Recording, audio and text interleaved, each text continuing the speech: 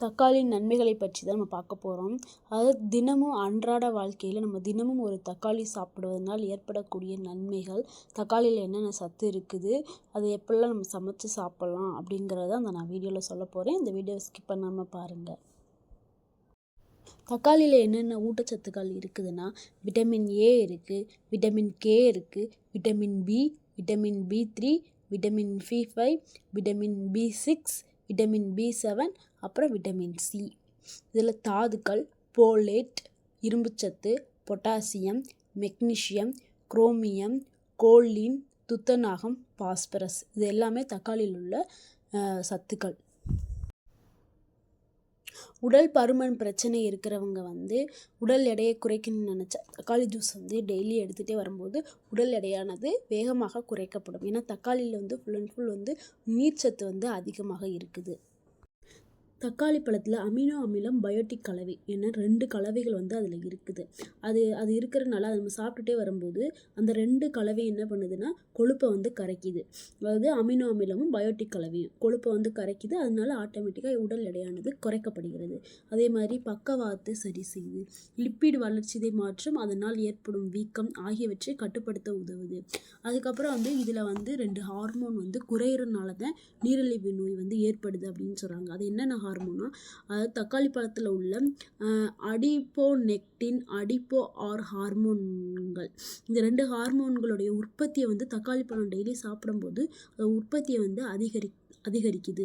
இந்த 2 ஹார்மோனும் நம்ம உடம்புல கம்மியாக இருக்கிறதுனால தான் நீரிழிவு நோய் ஏற்படுறதுக்கு ஒரு வாய்ப்பு இருக்குது அப்படின்னு சொல்கிறாங்க.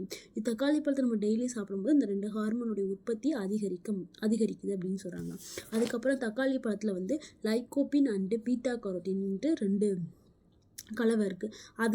அது ரெண்டு என்ன பண்ணுதுன்னா நோய் எதிர்ப்பு சக்தியை அதிகரிக்குது. அதுக்கப்புறம் அந்த தக்காளி டெய்லி நம்ம சாப்பிட்டுட்டே வரும்போது என்ன பண்ணுதுன்னா புற்றுநோய் தடுக்க பயன்படுகிறதா.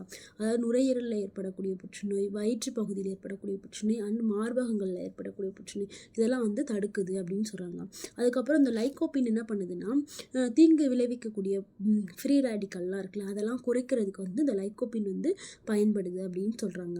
அதுக்கப்புறம் தக்காளி பழத்தில் உள்ள இந்த விட்டமின், ஃபீனாலிக் அமிலம், லைகோபின் இதெல்லாம் நிறைய இருக்கிறதுனால இதய நோய் வராமல் இருக்கிறதுக்கும் பயன்படுது அப்படின்னு சொல்கிறாங்க.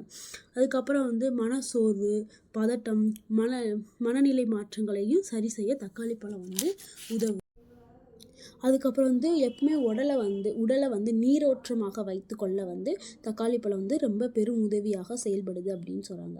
அப்புறம் எலும்பு தொடர்பாக ஏற்படும் நோய் அபாயத்தை குறைக்கவும் தக்காளி பழம் பயன்படுது. அப்புறம் இதில் கரோட்டினாய்டுகள் இயற்கையாகவே தக்காளி பழத்தில் இருக்கிறதுனால இயற்கையாகவே வயதான தோற்றத்திற்கு எதிராக செயல்படுமா. அதாவது வயதான தோற்றம், அதாவது நம்மளை முதிர்ச்சியாக காமிக்காமல் எப்பவுமே இளமையாக காமிக்கக்கூடிய சக்தி தக்காளி பழத்தில் இருக்குது அப்படின்னு சொல்கிறாங்க.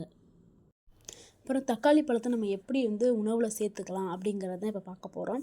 அதாவது டெய்லி நம்ம சமைக்கக்கூடிய சாம்பாரோ புளிக்குழம்போ மற்ற எந்த குழம்பாக இருந்தாலும் அதில் ஒரு தக்காளி பழத்தை நம்ம போட்டு கூட்டு செஞ்சாலும் தக்காளி பழத்தை போட்டு நம்ம குழம்புல சேர்த்துக்கலாம். அடிஷ்னலாக அடுத்து என்னென்னா தக்காளி பழத்தை ராவாக சாப்பிட்லாம். அதாவது சாலட் அப்படின்னு சொல்லிட்டு சாலட் மாதிரியும் நம்ம செஞ்சுக்கலாம். அப்புறம் ஜூஸ் டெய்லி மார்னிங் தக்காளி பழத்தை ஜூஸாகவும் போட்டு குடிச்சிட்டு வரும்போதும் இந்த மாதிரி எல்லா பிரச்சனைகளுமே சரியாகும். நம்மளுக்கான எல்லா விட்டமின்ஸ்களும் கிடைக்கும். அதே மாதிரி தக்காளி பழத்தில் தக்காளி பச்சடி, சாஸு இது எல்லாமே நம்ம வீட்டிலே தயார் பண்ணி நம்ம யூஸ் பண்ணி பயன்படுத்திட்டு வரலாம். அப்புறம் தக்காளி தொக்கு, தக்காளி ஊறுகாய், இப்போ நிறையா தக்காளிலாம் இருந்துச்சா தக்காளி ஊறுகாய் போட்டு டெய்லி தக்காளி ஊறுகாய் உணவில் சேர்த்துக்கலாம். தக்காளி தொக்கும் டெய்லி கொஞ்சம் சாதத்தில் போட்டு நம்ம சாப்பிட்டுட்டே வரும்போது இந்த மாதிரி உள்ள நோய்கள் எல்லாமே சரியாகும். இந்த வீடியோ பிடிச்சிருந்துச்சுன்னா லைக் பண்ணுங்கள், ஷேர் பண்ணுங்கள், கமெண்ட் பண்ணுங்கள், சப்ஸ்கிரைப் பண்ணுங்கள். தேங்க்யூ.